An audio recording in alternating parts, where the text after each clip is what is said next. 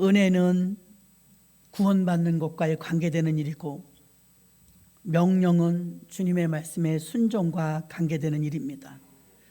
구원의 은혜는 우리에게 출발을 의미한다면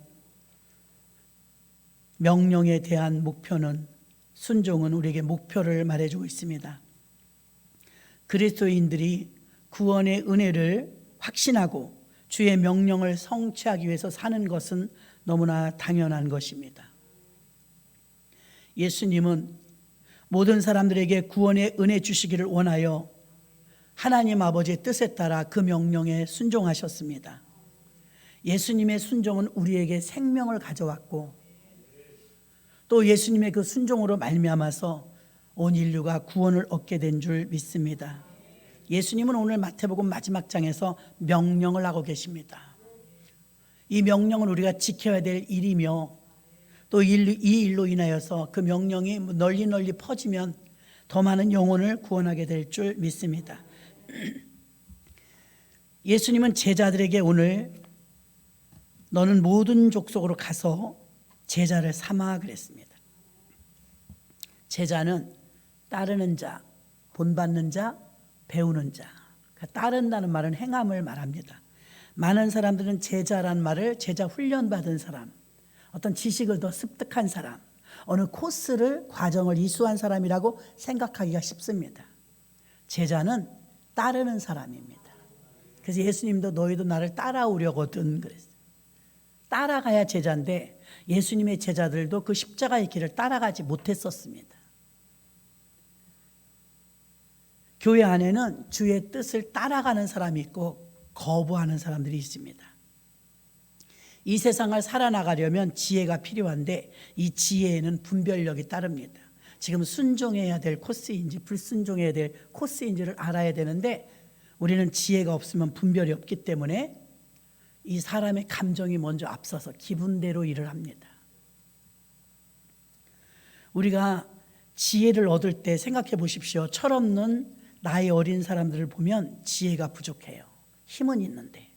근데 백발이 성성한 나이 드신 분은요, 지혜는 있는데 힘이 없어요. 이 지혜는 어디서 올까요? 물론 하늘에서 오지만요, 지혜는 분별력이고 지혜는 어디서 오냐면 실패나 잘못한 경험 속에서 지혜를 얻는 거예요. 지혜는 경험입니다. IMF를 겪었으면 나라도 IMF를 또 겪지 않도록 견제해야 되겠죠. 과거에 사업의 실패를 경험했다면 실패를 경험 삼아 다시는 실패하면 안 됩니다.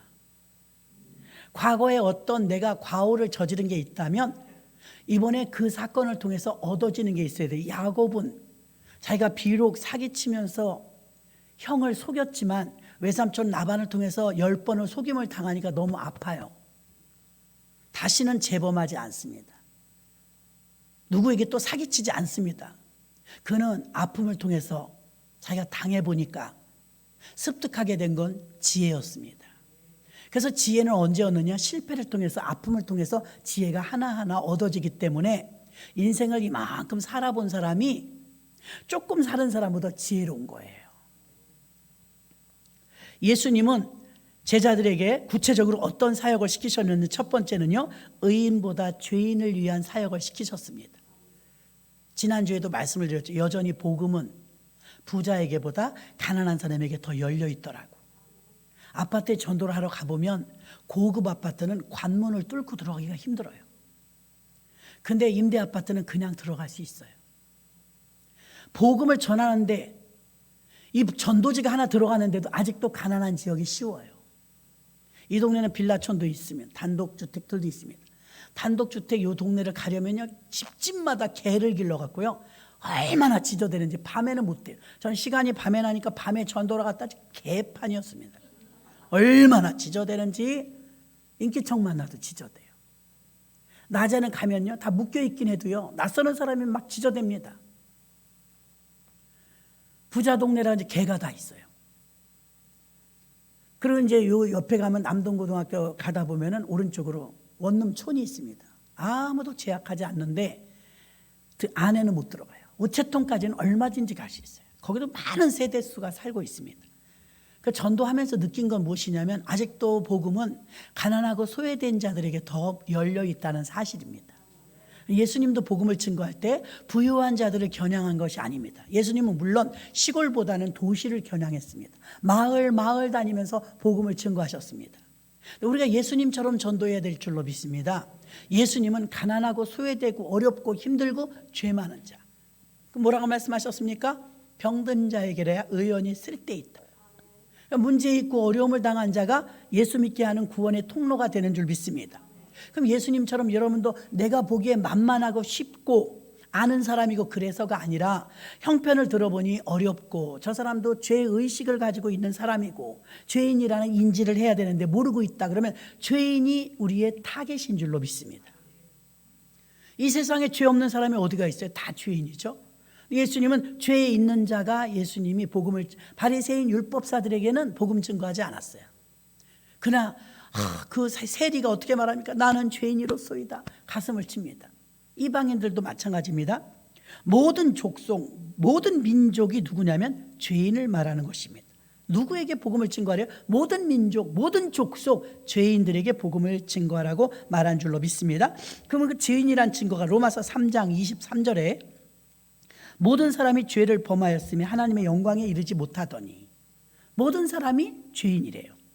로마서 5장 12절도 그러므로 한 사람의 말미암아 죄가 세상에 들어오고 죄로 말미암아 사망에 들어왔으니 이와 같이 모든 사람이 죄를 지었으므로 사망이 모든 사람에게 이르느니라. 우린 죄인이라는 거예요. 예수님은 죄인인 사람을 구원하기 위해 날마다 사람들에게 가셨습니다. 오늘날 교회가 사실 기다리고만 있어갖고는 안 됩니다. 찾아가야 됩니다. 예수님의 전도법은 찾아가셨습니다. 수가성 여인에게 예수님이 먼저 다가가셨죠. 이 수가성 여인 저 좀 구원해 주세요 그런 적이 없어요. 예수님이 찾아가셨어요. 예수님은 죄인인 사람들을 날마다 찾아다니셨습니다. 그래서 기다리고 앉아 있었던 것이 아니라 너희는 가서 그랬어요. 너희는 기다려서가 아니에요. 너희는 가서 또 누가복음 5장 32절에 보니까 내가 의인을 부르러 온 것이 아니요 죄인을 불러 회개시키러 왔노라. 죄인 때문에 왔다는 거예요. 죄가 없다면 예수님이 오실 이유가 없었기 때문입니다. 죄인을 부르러 오신 예수님은 죄인에 대한 사역을 하셨다는 것입니다. 교회는 그동안 기다렸습니다. 사람들이 들어오기를. 죄인이 스스로 돌아오고 스스로 나의 죄를 용서해달라고 기도 많이 해주세요 그러고 들어오는 사람은 극히 적어요. 거의 없어요. 다 여러분들을 통해서 전도되신 분들, 안면이 있는 분들, 서로 전도하려고 힘쓰고 애쓰고 여러분들이 다가간 분들이지, 스스로 찾아오는 분이 몇 분이나 될까요? 예, 교회를 다니셨다 이사를 오셨거나 사정이 있어서 오시는 분들은 스스로 찾아오십니다. 죄인인데 구원이 너무나 필요한데 못 느껴요. 그 로마서 5장 8절인가 보면 그렇게 나와 있죠. 내가 아직 죄인 되었을 그때 깨닫지도 못했는데. 자, 어린아이를 하나 길러보면요, 아이가 나한테 기저귀 사달라고 말하지 않아요. 분유 사달라고 말하지 않아요. 그냥 알아서 해줘요. 알아서. 그러니까 우리가 죄인인 줄도 몰랐다는 거예요. 요구할 줄도 몰랐어요. 아담은요, 자기가 외롭고 독초하는 것이 보기 안 좋았는데 아담에게 나 짝을 좀 만들어주세요 요구한 적이 없어요. 그냥 하나님이 보실 때 독초하는 게 외로워 보여요. 그래서 짝을 지어준 거예요. 하나님께서는 이렇게 앉아서 기다리는 것이 아니라 그들이 스스로 알아서 못 오기 때문에 찾아나가라는 것입니다. 기다리는 교회는 죄인을 구원하기 위해 찾아오신 이제 찾아다니는 교회가 되어야 할 것입니다. 성도들은 그냥 교회에 있고 머물러 있기를 좋아합니다. 우리 영적인 게으름의 습관을 버리고 예수님처럼 찾아가야 될 줄로 믿습니다. 죄인들을 구원하신 생명의 복음, 기쁨의 소식을 전해야 합니다. 세상은 점점 죄악으로 가득해지고 있습니다. 죄악이 관영합니다. 예수님은 의인보다 죄인을 위해서 오셨고 그렇게 혐오하고 손가락질하는 바리새인과 율법사들이 손가락질하는 그들을 위해서 오셨다는 것입니다. 그러니까 여러분, 우리가 생각할 때 우리는 뭐 동남아시아 지역보다는 우리가 우월하지 않겠어? 이런 교만한 마음이 있다면 이스라엘 백성들과 똑같은 것입니다. 그들도 그런 우월주의에 빠졌다는 것입니다. 우리가 얼마나 비겁하냐면 예전에 서울에서 실험하는 TV를 보았습니다. 근데 피부가 검거나 동남아시아 지역에서 온 분들이 한국 여대생쯤 되는 이런 청년들에게 길을 물어봐요. 불친절하더라고요. 길을 물어보는데. 불친절하고 그냥 모른다고 귀찮으니까 해요. 그리고 이제 또 하나의 실험은 노랑머리의 백인. 부자 나라에서 온 사람들이죠. 이제 물어봅니다. 똑같이 길을. 그랬더니 얼마나 친절한지 몰라요. 아니, 한국에 왔으면 한국말을 배워야 되니까 우리가 한국말을 하고 영어를 못하는 건 당연해요. 근데 무슨 죄인인 것처럼 아우 쏘리 미안하다고. 왜 우리가 미안해요? 오시는 분이 몰라갖고 이렇게 온 건데 그렇게 비굴하더라 이거죠. 부자 나라의 백인에게는 그렇게 비굴하면서 가난한 나라의 피부색이 검은 사람들에게는 불친절한 우리 민족성을 보았어요. 예수님 오셨을 때도 이스라엘 백성들이 그랬단 말이에요. 우린 선민이야. 우린 유대인이야. 넌 너네들하고 달라. 예수님은 너네들하고 달라 했던 그들, 죄인인 그들, 이방인인 그들, 가난하고 소외됐던 그들에게 예수님은 복음을 증거했고, 이렇다 할 장소가 여의치 않으니까 빈들에서, 바닷가에서, 산에서 복음을 증거하셔도 구름대와 같이 모여들었는데 다 죄인들이 모여드는 것입니다. 교만한 자들은 죄인이라는 의식도 없어요. 내가 왜 죄인이야? 내가 금식도 하고 내가 11조도 하고 내가 얼마나 성경을 많이 보는데 죄인인 줄도 모릅니다. 그러나 사실 우리 모두는 죄인입니다. 교회의 본질은요, 이 영혼 사업을 하는 곳인 줄로 믿습니다. 교회 오면 물건 파나요? 없어요. 아무것도 주는 것도 없어요. 아무리 아프다 그래도 뭐 주사 놔주나요? 아스피린 하나를 주나요? 없어요. 교회는 물건을 파는 곳이 아닙니다. 여러분이 쇼핑 나가보십시오. 다 물건을 팔아요. 그만한 값에 정당한 값을 줘야 물건을 가져옵니다. 여러분 눈에 보이지 않지만 교회가 어떤 곳이냐? 예수 안에는 충만 위에 충만입니다. 꽉 찼다는 거예요. 예수 안에는 꽉 찼다는 거예요. 근데 교회 안에서 무엇을 파느냐? 복음을 파는데 예수 그리스도로부터 나오는 수많은 예수가 주시는 진귀한 보화들을 파는 것입니다. 신령한 사업을 하는 것이죠. 신령한 사업. 낮에도 말씀드렸습니다. 굉장히 막 복잡했는데 계산해보면 안 됐는데 머리가 지끈지끈 아팠는데 다른 게 들어올 수 없을 정도로 막 스트레스를 받았는데 성령 충만해지니까 잠잠해져요. 단순해져요. 평안해져요. 이것이 신령한 은혜를 맛본 경험입니다. 신령한 은혜를 맛봤을 때 느낄 수 있는 것입니다. 예수님과 통일만 되면 잠잠해집니다. 우린 능력이 없지만 그분은 능력이 있으시기 때문입니다. 교회는 이런 것들을 도와주는 거예요. 교회는 새 생명을 주어서 거듭나게 하는 곳입니다. 세례가 무엇입니까? 마태복음 3장 11절에 나는 너희로 회개하게 하기 위하여 물로 세례를 베풀었거니와 내 뒤에 오시는 나보다 능력이 많으시니 나는 그의 신들림의 풀기도 감당치 못하겠노라. 그런 성령과 불로 너에게 세례에 대한 이야기가 나옵니다. 로마서 6장 4절. 그러므로 우리가 그의 죽으심과 합하여 세례를 받음으로 그와 함께 장사되었나니. 세례는 장사 지냈다는 뜻이에요. 죽었다는 뜻이에요. 죽고 끝나는 게 아니라 왜 죽었느냐? 부활을 위해서 죽은 거예요. 그러니까 세례는 장사 지내고 다시 태어났다. 그 물세례의 의미는 사실 장사 지냈다, 죽었다, 이런 뜻이거든요. 그 죽은 것으로 끝나면 소망이 없는데 그리고 다시 태어났다. 이걸 두 번 태어났다, 중생했다, 거듭났다 그러는 거예요. 여러분 거듭나셨습니까? 교회는 이 사업을 하는 곳이에요. 거듭나게 하는 곳. 저는 아이를 둘을 낳았는데 하나는 서울에서 낳고 서울 가련동에서 낳고 지금의 일신병원이죠. 둘째는 오류동에서 낳았어요. 근데 큰아이를 낳았던 병원은 일신병원이 돼서 막 드라마에도 나오고 하는 어마어마한 병원으로 커져버렸어요. 인천에는 길병원이 제일 크죠. 길병원의 역사를 인천 사람이라 우리는 알잖아요. 길병원이 종합병원이고 대학병원이지만 사실 예전에 그렇지 않았어요.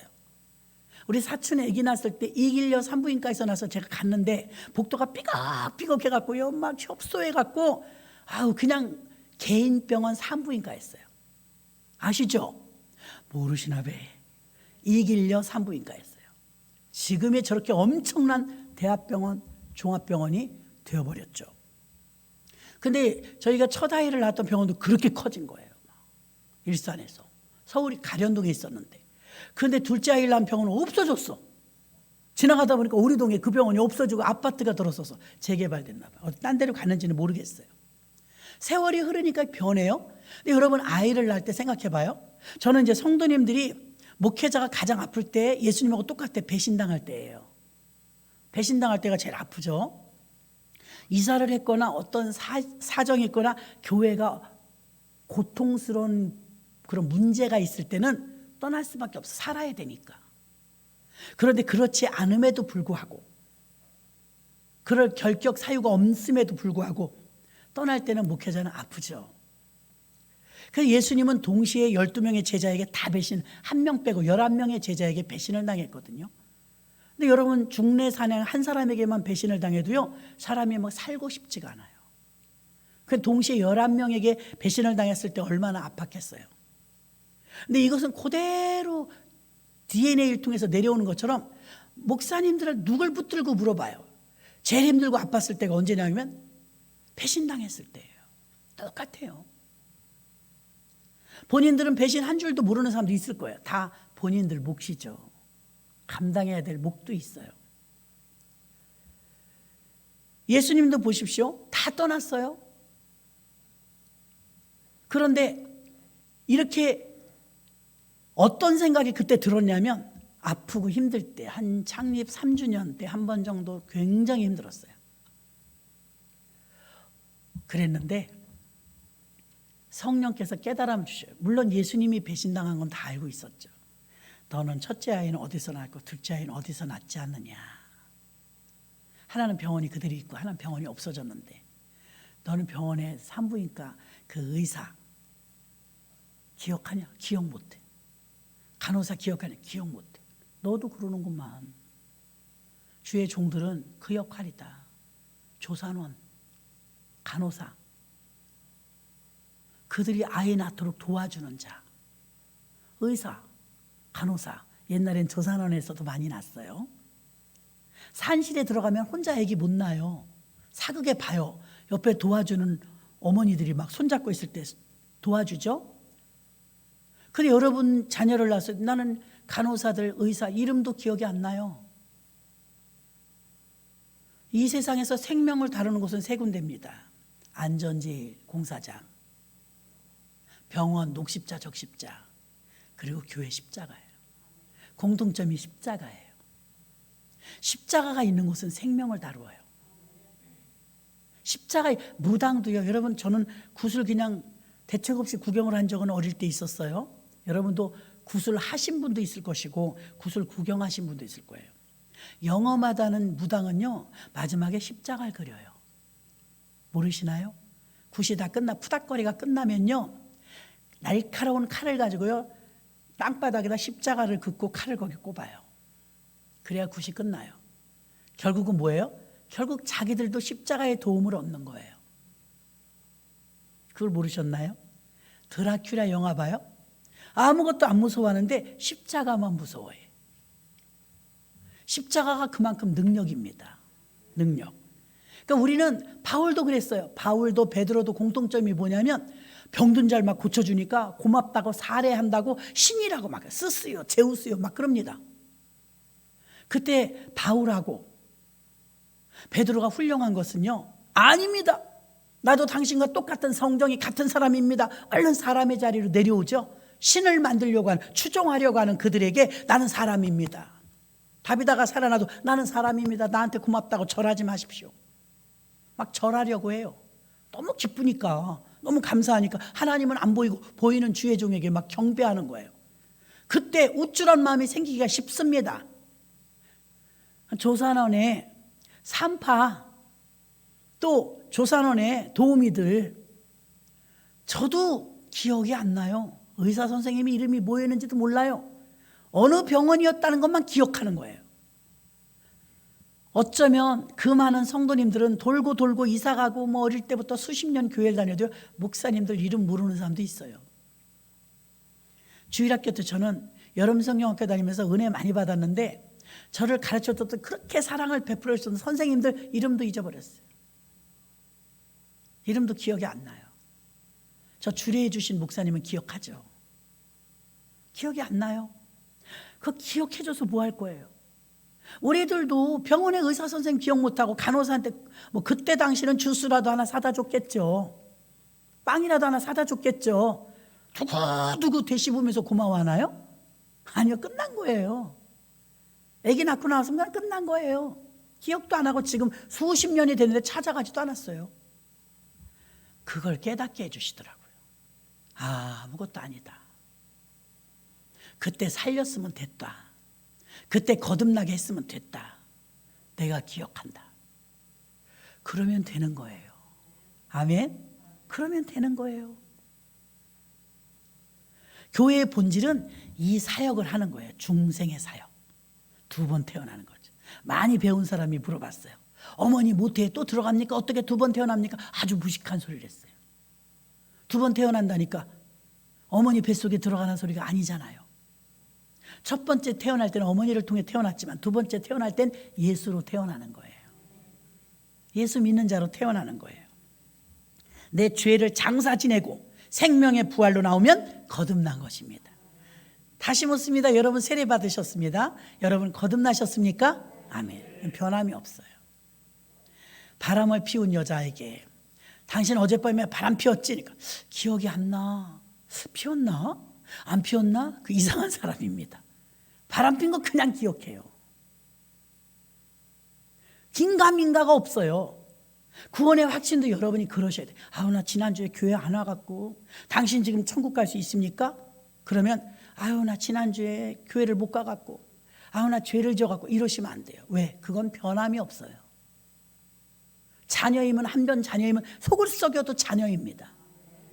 여러분이 그거 묻는 것도 이상한 거고 대답하는 것도 이상한 거예요. 여러분은 구원 받았습니다. 구원 받았는데 자꾸 물어봐. 다 구원 받았어요? 하나님 진짜 구원 받았어요? 진짜 용서 받았어요? 자녀들이 여러분한테 자꾸 물어봐봐요. 엄마 아빠 진짜 맞죠?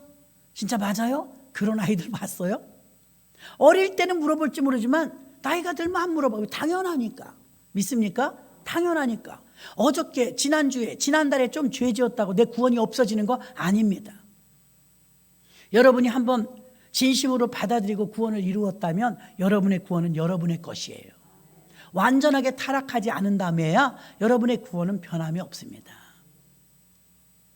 교회는 이런 사역을 하는 곳이에요.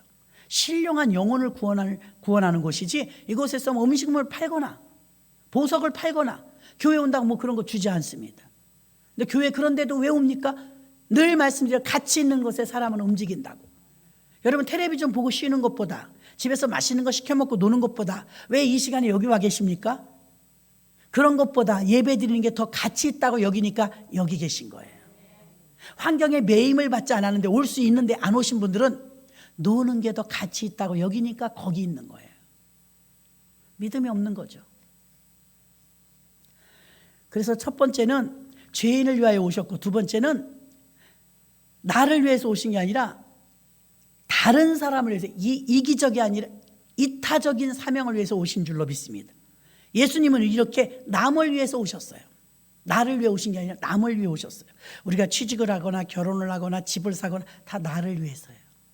나를 위해서. 그런데 예수님은 나를 위해서는 머리 둘 곳도 없었다고 했어요. 예수님은 남을 위해서 오셨어요. 그럼 우리가 예수의 정신을 가진다면 이기주의자는 안 되겠죠. 항상 이타주의가 돼요. 전도를 해도 기도를 많이 하는데도 교회 오래 다녔는데도 굉장히 편협적인 사람들이 있어요. 자기 가치관이 다예요. 또 이런 사람일수록 교육도 안 받아요. 훈련도 안 받아. 고집탱이 아주. 바꿀 줄도 몰라요. 자기 잣대가 곧 척도인 줄 알아요. 안 됩니다. 저는 목사라도요 연장 교육을 계속 받아요. 미용사들도 보니까 계속 연장 교육 받더라고요. 연장 교육을 받지 않는 미용사는요 기술이 늘질 않아요. 옛날에 배운 대로 그냥 하는 거예요. 한계가 있죠. 근데 제가 아는 어느 미용사는요 맨날 무슨 대회를 그렇게 나가. 머리를 막 이렇게 놓고 사진 찍은 거 보면 막 별별 머리가 다 있습니다. 근데요 학교에 막 강의도 나가고 머리 뭐 콘테스트도 나가고 막 지지고 뽑고 올리고 내리고 자르고 따고 난리예요. 그런 사람은 미용의 혁신을 가져오죠. 더 발전합니다. 예전에 저희 교회에 미용사 한 분이 있었어요. 그분이 할머니예요. 무조건 10,000원이야. 굉장히 싸요. 그래서 이제 권사님 미용비가 너무 싸잖아요. 더 받으셔야 되지 않아요? 그러니까 이분 말이 더 웃겼어요. 아유, 전 신식머리 못해요. 신식머리 못하니까 저는 더 받으면 안 돼. 그럼 누가 와요? 손님이 바글바글. 왜? 할머니들. 싼 맛에 오시는 거야. 버스 타고 막 와요. 멀리서 와요. 다 똑같이 해놔. 한 명도 안 틀려. 희한해.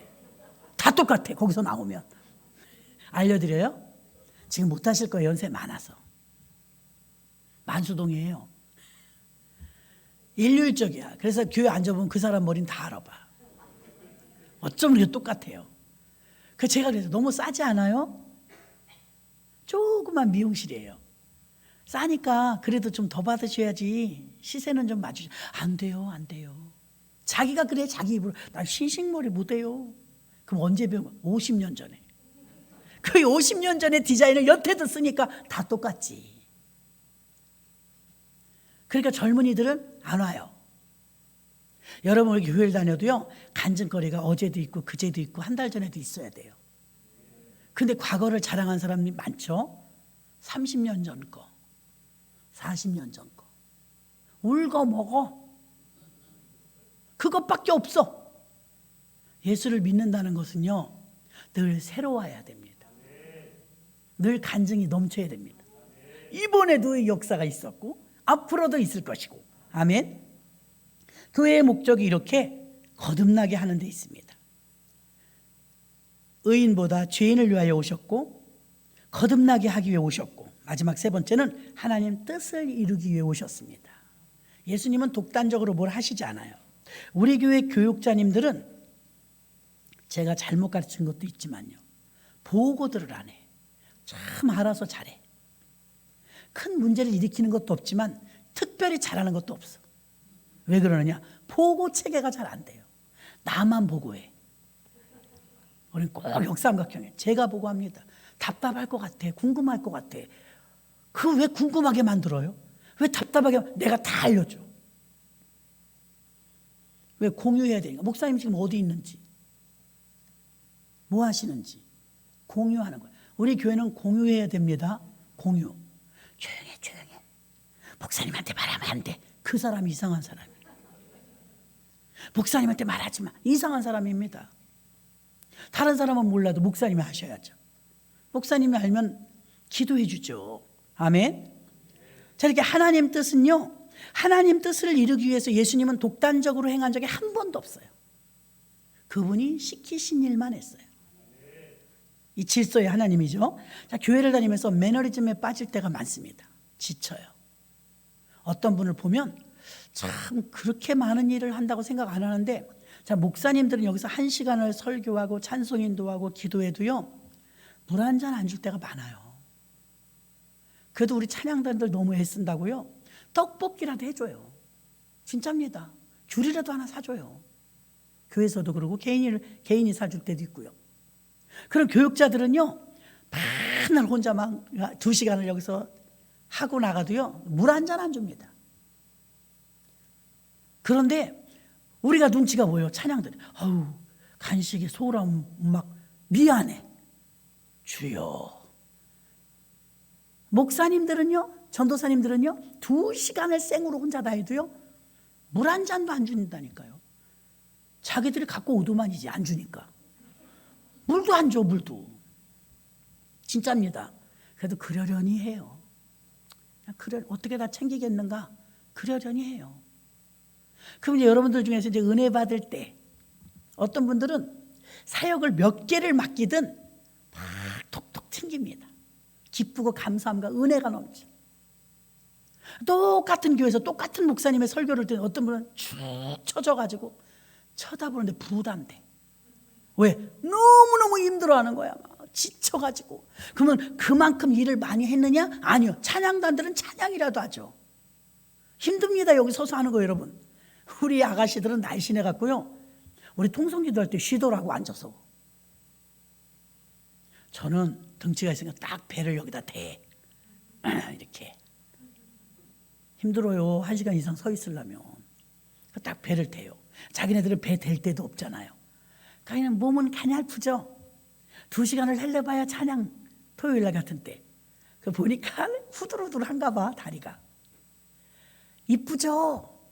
그래도 그렇게 힘들어 갖고서 앉아서 편히 따뜻한 음료라도 교회에서 밑에서 대화 나누면서 먹고 가면 너무 좋은 거예요. 그래서 떡볶이라도 해주는 거예요. 그런데 앉아있는 분 중에 안 와. 그 기도에 그렇게 긴 건 안 와요. 공예배는 이제 어떻게 온단 말입니다. 근데도 막 이런 지구를 둘러매고 있는 것 같아요. 힘들어가지고 막 지치고 처진 분이 보면 지쳤다 싶어요. 그래서 한번 생각을 해봤어요. 왜 똑같은 설교를 듣고 똑같은 목사님에게서 한 성도가 듣는데 어떤 부류는 힘들어서 주일 한 번 오는 것도 너무 힘들어. 근데 어떤 분들은 막 매일 교회 와도 아쉬워. 그래서 생각을 해보고 기도를 해봤는데 마음에 그런 마음이 편안하게 와요. 무엇이냐? 우리 교회를 위하여 주님의 영광을 위해서 공동의 목표에 가담하는 사람은 안 힘들어요. 내 유익이 아니고 멘탈이 공동의 유익을 위해서 교회 사명을 위해서 함께 뛰는 사람은 그렇게 바쁘게 사는데도 우리가 볼 때 분명히 힘들어요. 근데도 힘들어하지 않아요. 육신은 힘든데 얼굴은 스테반처럼 웃고 있어요. 그분의 멘탈은 영적으로 건강해요. 근데 남이 다 서포트해주고 도와줘야 되고 그렇게 힘들게 안 하는 것 같은데도 막 천근 만근으로 걷는 분이 있어요. 그분 분명히 지금 개인적인 목표의 달성을 위해서 움직이는 거예요. 교회를 안 와도 무서워서 와요. 종교적으로 교회는 가야 되니까 와요. 그러니까 너무 무거운 거예요. 세상 짐을 다 진 것 같아요. 자기 소망에 금방 손에 쥐어지듯이 응답이 안 되면 금방 다운돼서 지치는 거예요. 탈진의 경우가 있습니다. 물론 목사님들도 탈진할 때가 있습니다. 탈진의 이유는 딱 한 가지입니다. 무엇입니까? 공급이 끊어졌어요. 눈이 멀고 손이 허리가 부러지고 다리가 부서지고 그래서 힘든 게 아니에요. 빌립보 감옥에 있던 바울과 실라를 보니까 엉망진창의 몸은 고난이 왔어요. 몸이 두들겨 맞고 수갑 채우고. 그런데 찬양하고 기도해요. 그들은 그의 멘탈은 개인을 위해서가 아니라 교회를 세운다는 막중한 사명, 영혼 구원을 위해서 쓰임받기 때문에 지칠 줄 모르는 것입니다. 자, 낮에 설교 말씀을 통해서 저는 제일 답답한 게 뭐냐면 부흥회 해도 아픈 사람이 안 와. 억지로는 안 되거든요. 본인이 막 매달려야 되거든요. 나를 사랑하는 자들이 나의 사랑을 입으며 나를 간절히 찾는 자가 나를 만난다고 했습니다. 근데 간절히 안 찾아요. 간신히 옆에서 겉면에서 데려다 놓으면 와 주시네. 와 주셔. 그럼 무슨 역사가 일어나겠어요. 바디메오 봐요. 12의 혈루증 환자 봐요. 수로보니게 여인 봐요. 얼마나 절박해요.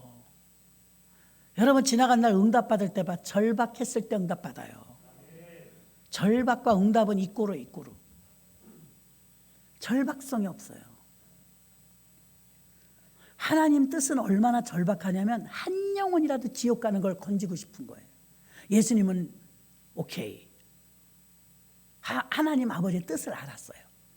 그래서 내려오셔서 열심히 매일 찾아다니며 전도하는 한 사람이라도 지옥 가는 거 면하게 하려고. 그래서 이 마음을 공동의 목표를 위해서 교회의 그 구령 사업을 위해서 같이 뛰어들면 지치지 않습니다. 요한복음 17장 4절에 아버지께서 내게 하라고 주신 일, 자기 뜻대로 일 안 하잖아요. 아무리 여러분이 재능이 있고 실력이 있고 모든 걸 다 알아서 척척한다고 할지라도 하나님은 질서의 하나님이에요. 여기 봐요. 요한복음 17장 4절에 아버지께서 내게 하라고 주신 일을 내가 이루어. 자기 뜻대로 하는 게 아니에요. 아버지 뜻대로 하는 거예요. 아버지를 이 세상에서 영화롭게 하였사오니. 하나님께 영광 돌리는 게 아버지의 뜻대로 하는 거예요. 고린도후서 13장 4절에 그리스도께서 약하심으로 십자가에 못 박히셨으나 하나님의 능력으로 살아계시니 우리도 그 안에서 약하나 너희에게 대하여 하나님의 능력으로 그와 함께 살리라. 아버지의 뜻대로 했다는 거예요. 예수님은 하나님 아버지의 뜻이 자신에게 하라고 주신 일이라고 믿고 하나님께 영화롭게 하기 위해서 십자가에 죽기까지 순종하셨어요. 십자가에서 왜 말도 그렇게 설교도 잘하시던 분이 한마디도 안 하고 털 깎는 자 앞에 잠잠한 양처럼 예수님의 침묵이라는 영화가 있어요. 예수님 왜 침묵하셨을까? 결과만 답만 말씀해 드릴게요. 예수님의 침묵은 할 말이 없어서가 아니에요. 억울하지 않아서가 아니에요. 죄가 있어서가 아니에요. 인정한 게 아니에요.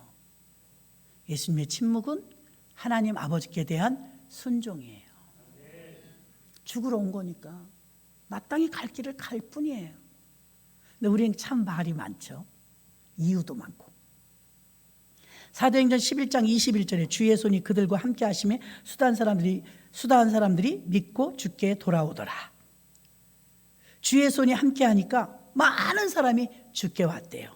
영혼을 구원한 줄 믿습니다. 전도하는 교회와 성도들은 주님이 주의 손이 함께 하세요. 여러분 어떤 때 가장 간증거리가 많아요? 저는 지나고 보니까 전도할 때가 간증거리가 제일 많았던 것 같아요. 한 영혼에 대한 그 애절함.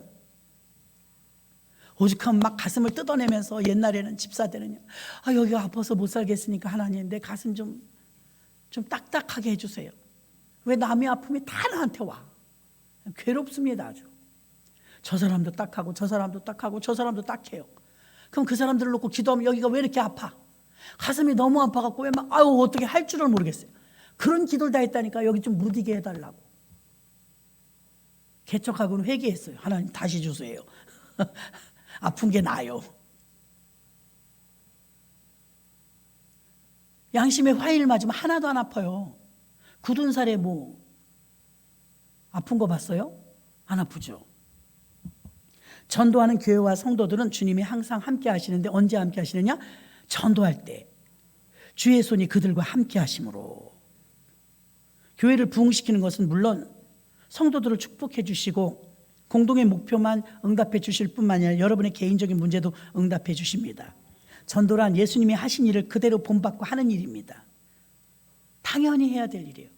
예수님도 하나님의 뜻대로 살다 가셨는데 우리도 하나님의 뜻대로 전도하는 것입니다. 정리합니다. 결론은 우리도 예수님처럼 첫째, 의인보다 죄인을 위한 사역을 하십시오.